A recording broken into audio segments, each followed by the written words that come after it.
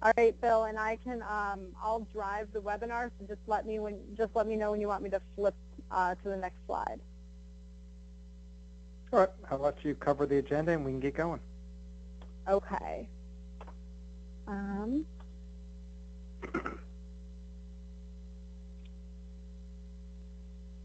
see. There we go.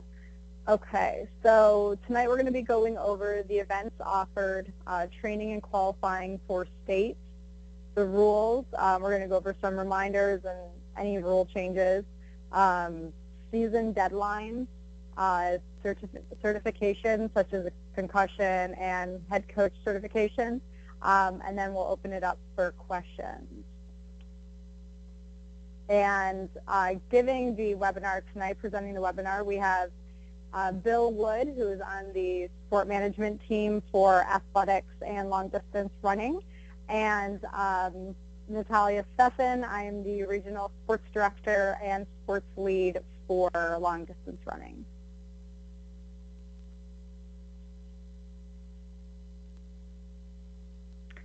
All right, so we're offering the 800-meter run, 800-meter unified run, 1,500-meter run, 1,500-meter unified, the 3K, the 5K, and the 10K.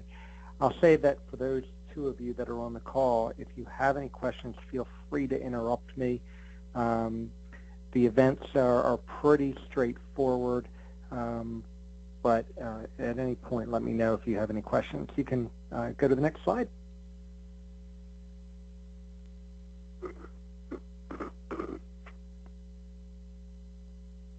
All right, so training and qualifying. With regard to qualifying, athletes need to complete or compete in two qualifiers. One must be a sanctioned multi-program qualifier, and the second can be a sanctioned in-house. For long distance running, we actually have a greater opportunity that you can actually get your athletes into some mainstream races that are typically they're sanctioned. I recommend for sticking with the rules here that you find a sanctioned event. Baltimore Roadrunner clubs, Frederick Steeplechasers, and there's a number of other clubs within the state all offer a good number of club races that are sanctioned. That it means they have officials, the distance has been measured. At the 5K and 10K level, they're pretty inexpensive. You may even want to encourage some of your athletes to join the local club. The clubs that I'm a member of within the state are very good about inclusion, and they offer a good number of trail or cross-country races as well as road races, and that'll be a good opportunity to find some competition at all levels there. In addition, these clubs offer summer programs that may include a 3K or 800 or 1,500.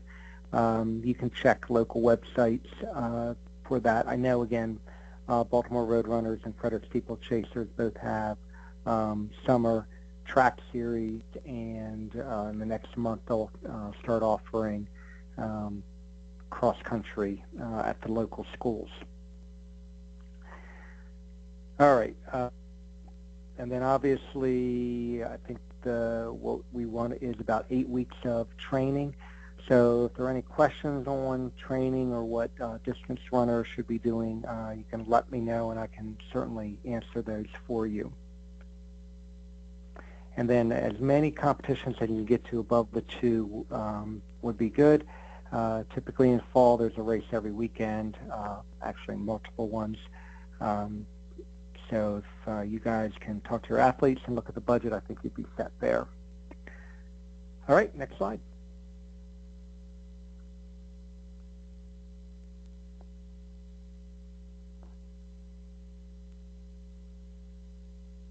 All right, so the rules are basically found in the Special Olympic sport rules for athletes. It is what governs all Special Olympic competitions. Since Special Olympics is an international sports program, when it comes to running, we also follow the International Association of Athletics Federation, or IAAF, for for the rules as well. And those rules are, I think, are still, Mike, are in Special Olympics rules book. And then the national governing body in the U.S. for athletics is USA Track and Field. And again, each one of them have a website. You can certainly go to those websites for specific rules or questions that you have, as well as training ideas.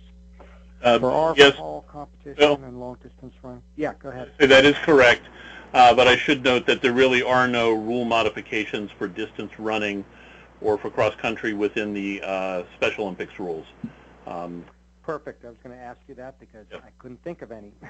Yeah, we have a couple modifications that are Maryland specific that I think will come up on a slide or two in a minute. Okay. So again, we follow the USA Track and Field cross-country running rules. There are not a whole lot there. They deal mostly with the start, and we'll talk about that in a second, as well as kind of the colors on your turns. So the red, yellow, and blue. And we'll certainly send them out before the competition. All right, next slide.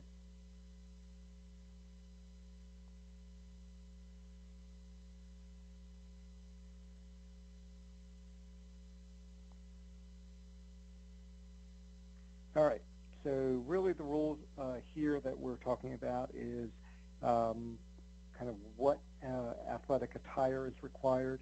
When it comes to running, we have a whole lot of companies out there that provide a lot of pretty inexpensive and very expensive materials, but typically shorts or pants, definitely no khakis or jeans. Tops could be singlets, t-shirts, or sweatshirts. No advertising. Watches or timing devices are permitted. No jewelry, medals, headphones, no earphones, except for the medical alert bracelets. It says here that stud earrings and flat rings may be permitted at officials' discretion. Being somebody who's an official, an athlete, and a coach, I certainly like to be consistent. So if at all possible, I would try to eliminate all jewelry so that you don't get stuck if one official allows you to do it at one meet and one that doesn't at another meet.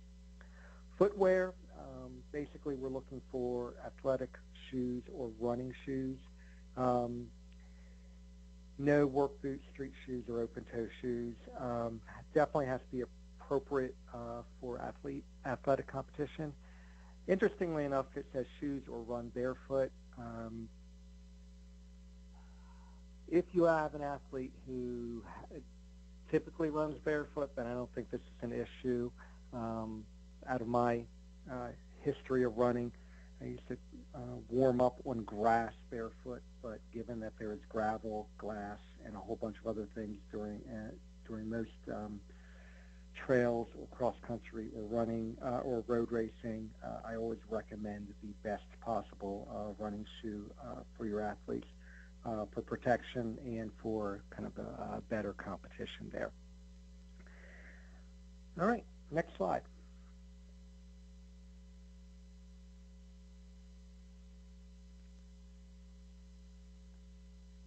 All right, a lot of words on this, but I'm going to point out three things. Number one, all races are going to start with a kind of a mass start, which basically is, depending on the number of athletes, they will all line up on a line or line up within their team grouping, and it'll be a two-command start.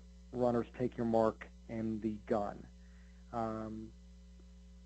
The course is typically, well, always open for inspection and review. I always recommend walking or jogging the course with your athletes, pointing out the turns, obstacles such as potholes or unusual rocks or something that may cause an athlete to slip or be kind of skittish around certain areas. It also is a good time when you're walking through the course to talk about maybe the strategy your athlete could use, kind of what to do on the hills and such. Because the course is typically open, always want to say that family and coaches are not permitted to run on the course or be on the course. There are going to be specific areas where spectators can watch or coaches can cheer on our athletes. But at no point is a family member or spectator or coach to run along with any athlete for any distance, or that could be considered assistance and could also disqualify the athlete. In our unified events, the 800 and 1500, unified pairs must finish within 5 seconds of each other. And there's no pulling, carrying, pushing, anything that may be deemed unsafe with another athlete. All right, any questions on the rules or anything that I've covered so far with long distance running? Hey, Bill, this is Steve Bennett from the state office. Hi. Just how's it going? Long distance running is new to me, being back here with Maryland. If the unified pairs do not finish within 5 seconds of each other, is there a time penalty or is that a DQ? Mike, do you know that? That was something new to me, and I didn't get a chance to check it. You know, I don't know that we've ever had that issue come up. That's a Maryland-specific rule because we added in the unified. Yeah. I think it goes to the rules committee is what I think happens. Okay. And the only reason I'm throwing out to you guys is I remember running unified with a number of athletes, and it was just our top 2 times, so it didn't matter. Even at the World Games. Yeah. So knowing that's Maryland specific, my recommendation is that we create a time penalty on that, but That's fine. I'll leave it to the Rules Committee. Well, I think you're one of the folks on that committee, so. Oh, great. Yeah, by the way, Bill. No, I think that's a good talking point, and we can get that together and put it up for coaches' meetings and send out additional information. But, okay, cool, thank you. Yeah, the gist of it is, and I fully understand what you mean, where we should have that clarified. The gist of it is they should be running together. They're not running independent races. They're running together alongside each other. Just in a true spirit of unified. Correct.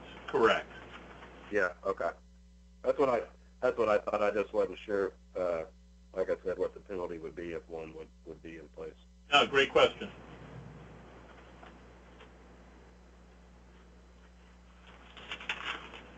Anything else? Nope. All right, I'll turn it over to Natalia, I think, right? Yeah. Okay. So we're just going to go over the registration forms and procedures for this season. So just as a reminder, I know everyone knows this, but no athlete or volunteer may participate in any manner in a Special Olympics Maryland program without a valid and current medical form or volunteer application. There's absolutely no exception to this policy.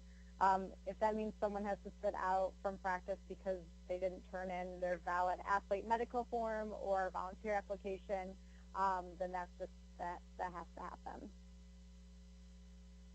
So here are the deadlines for the 2016 Fall Sports Fest. The training registration deadline is September 1st, meaning all rosters must be entered into GMS of all athletes, unified partners, coaches, and volunteers participating in your program. This establishes who's eligible to compete at Fall Sports Fest.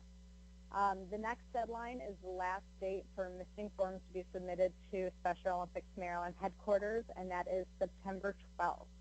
We understand that there are sometimes extenuating circumstances for people which make it hard for them to get paperwork turned in to us on time and need a little bit flexibility, and this date provides that flexibility.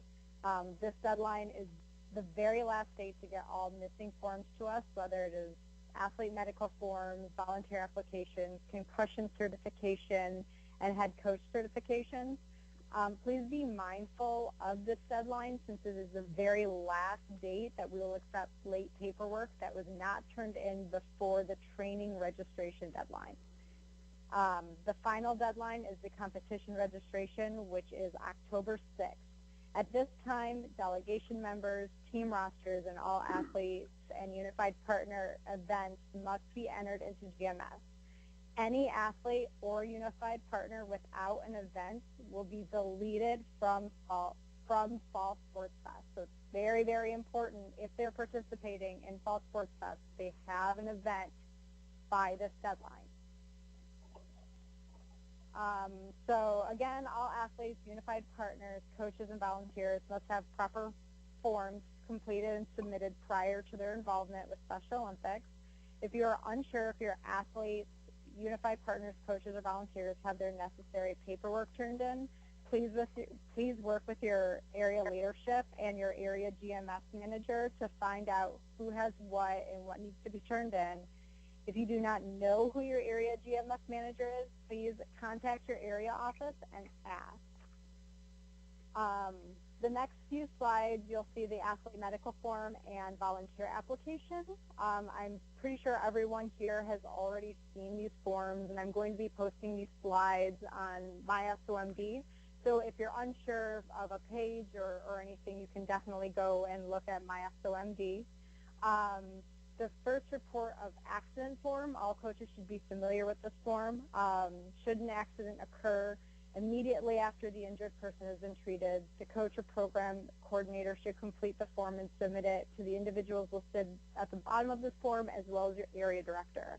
And this is what the form looks like. Again, these slides will be on my SOMD for you to look at later. Okay, so entry process. In order to be eligible for the state tournament, all athletes must compete in a minimum of 2 sanctioned qualifiers, as Bill has already talked about. One qualifier must be sanctioned multi-program, and the other can be an in-house qualifier. An in-house qualifier can take place during a regular practice session, but it needs to have a few elements added to it, such as actual courses set, officials are in place, and the competition is conducted per the Special Olympics and NGB rules. And times are recorded and submitted to Special Olympics Maryland headquarters following the competition. Yes. For that in-house qualifier, do we have to do anything to make sure that it's a sanctioned one by notifying you ahead of time? I don't believe so. Mike, do they need to send in a sanction form for an in-house qualifier? Yes, they should. Okay. And that's just keeping everybody honest and so on down the line. It's pretty simple and straightforward. It also makes sure that your area director is aware. Well, and John, in your case, I'm sure your area director would be aware, or your assistant area director at least. Yes, the assistant area director would be aware. Yeah. Okay, all right, thank you. Yeah. So at each qualifier, the athlete must compete in those events in which he or she will be competing in at the state tournament, so in which case at Fall Sports Fest. And Mike, correct me if I'm wrong, but athletes may enter into 2 events for long distance running? No, that's incorrect. It's 1 event. Only 1 event? Only 1 event, yes. Okay, I will fix that slide before I put it on my SOMD. Okay. Again, additional competition experience above and beyond the minimum 2 are strongly encouraged. Qualifiers. In order to count as a qualifier, the competition must have the following elements. Emulate state-level competition from a sports competition perspective. Follow the rules of Special Olympics and the NGB for that sport. Medical personnel on site. And ideally include 3 or more areas or counties, again, unless it is an in-house qualifier. Qualifiers must have completed sanction forms that have been submitted to SOMD 30 days prior to the competition date. And that Okay. 30 days is somewhat flexible, by the way. I have a quick question on that. This is Bob Stack. I got in about 5 minutes late. I thought it was okay for the athletes to run, a community race. Like if the if the Rotary Club or something like that was putting on a 5K in the area, I thought it was okay for them to run that, and that would count as a qualifier. Yeah, absolutely. Yes, they can. As Bill had mentioned earlier, just need to be sure that it's a, for lack of a better term, a legitimate, that it's a race where it truly is A and so on down, as opposed to just some fun run that really you have no idea what distance you're truly running. Okay, thank you. Okay, so here's a list of all the qualifiers we have thus far for the fall season. At the moment, we do not have any qualifiers for long distance running. So if you are planning on having a qualifier for long distance running, please let your area leadership know and let myself know as well. And, you know, turn in sanction forms for in-house qualifiers. And then if you know of any local races, legitimate local races, you know, let us know as well, and we can get the word out to other areas to see if they would also be interested. Okay, so coach concussion certification. Everyone should know this by now. All coaches must complete a concussion training before they begin coaching. This is absolutely mandatory for all coaches. The certification is good for 3 years. In order to meet this requirement, you must complete a course. Here I've listed a couple courses that you can take. Then once you've completed the course, you need to submit evidence that you did complete that course to SOMD. Usually those courses will send you a certificate or some kind of confirmation email saying that you had completed the course and the quiz with the course. Please, if they send you a certificate, please send it as a PDF to the email listed here, coaches@somd.org. Both of these courses that are listed here are online, and they are both free. I think the CDC is actually, yep, as it says there on the slide, approximately 30 minutes, so it doesn't take that long. Okay, so coach certification. All head coaches must have a coach certification in the sport you are coaching. In order to get a certification, you must complete a general coaching course, so coaching Special Olympic athletes, as well as a sports-specific course too. While the certification only applies to head coaches at the moment, we will begin implementing the coach certification for all coaches, head and assistant, in 2017, beginning with winter sports.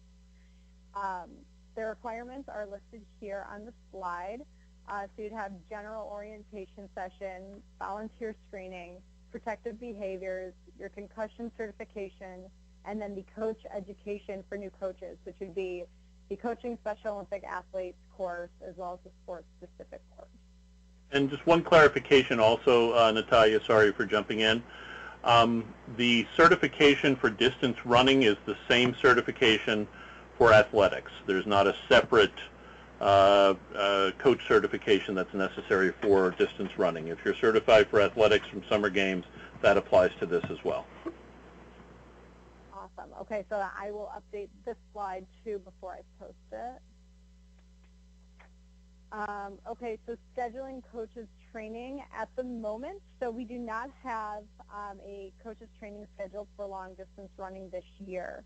However, if you'd like to have one in your area, here are some of the requirements that you would need to follow.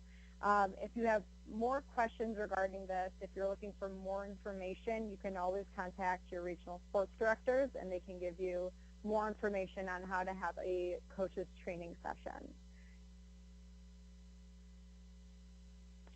Here is a menu, if you will, of the ASEP courses they offer. These are all online trainings. They also offer the coaching Special Olympic athletes courses as well as these sports-specific courses.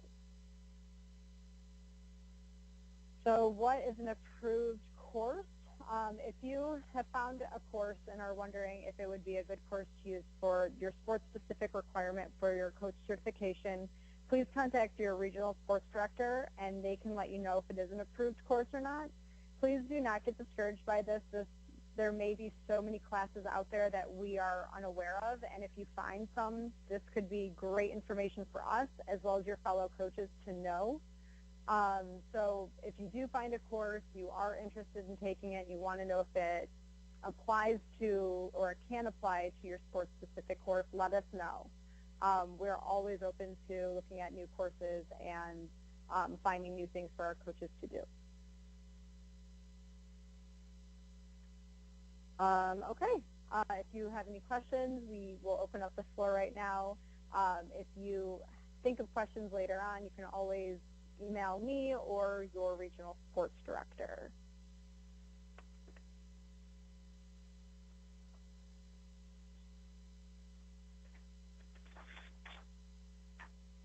Anybody have any questions?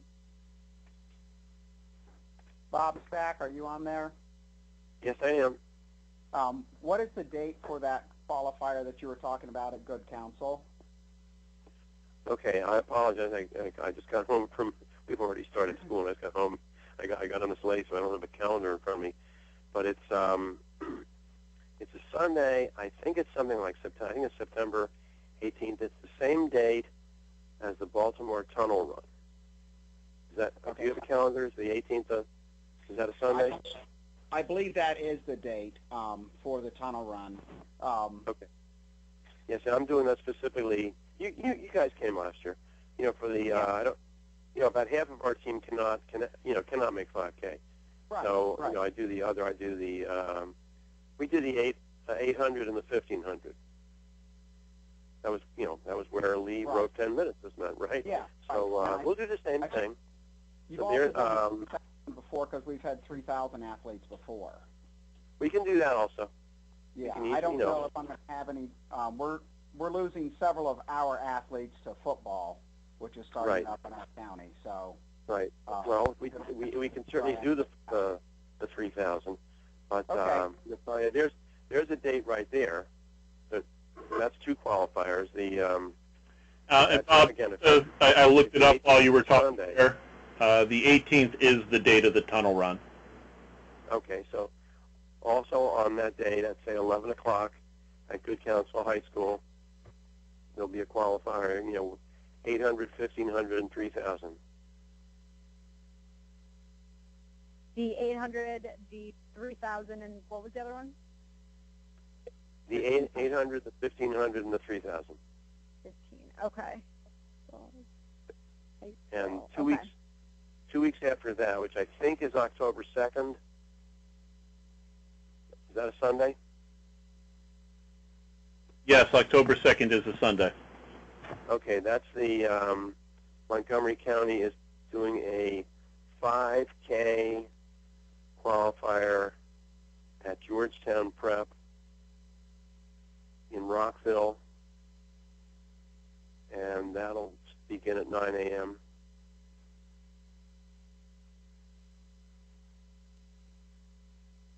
And then 2 weeks after that, which would be what, October 16th? The Sunday would be the 16th, correct? Yeah. Is John Worley on the line? I don't think. I haven't heard his voice. John is doing a qualifier. It'll at least I know he has a 5K, and that'll be in Howard County, I believe, at a place called Marriott. No, it's not. I'm sorry. It's Reservoir High School. It's in I think Clarksville in Howard County. Okay. And I don't know exactly what time. I would imagine around 9 o'clock. if that's the one by the turkey farm, he's also done the 800, 15, and 3,000 for that before in years past. Okay, I didn't remember. You're probably right. And I don't remember the turkey farm. Well, it's an aroma you never Right. forget. I'm sure you're right. Is that an incentive to run faster, John? Depends on which way the wind's blowing. Okay. It was a nice place to run. It was a nice course. Yeah, it was.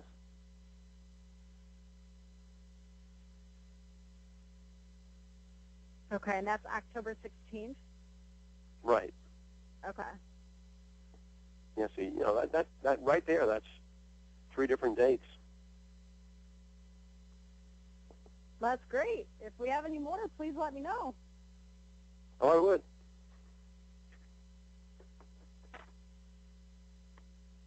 And who was running the October 16th one? That's John Worley from Howard County. Mm-hmm. Okay.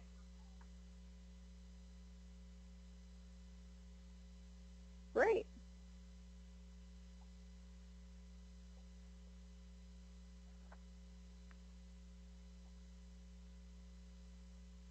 Any other questions or comments or? I think we're good. All right. Well, thank you guys for attending tonight. I will have the recording and the slides up on my SOMD later this week. And Mike, do you want sanction forms for these qualifiers? Yeah, they should be turned in if it's a separate Special Olympics event.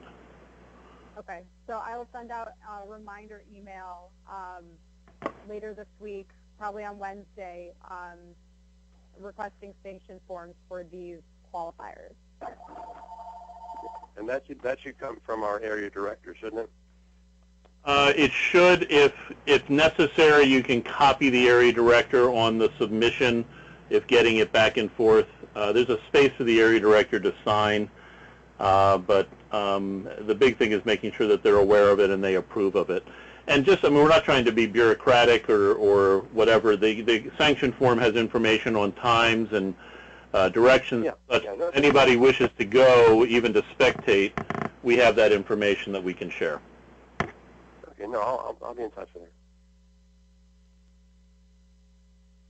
Okay.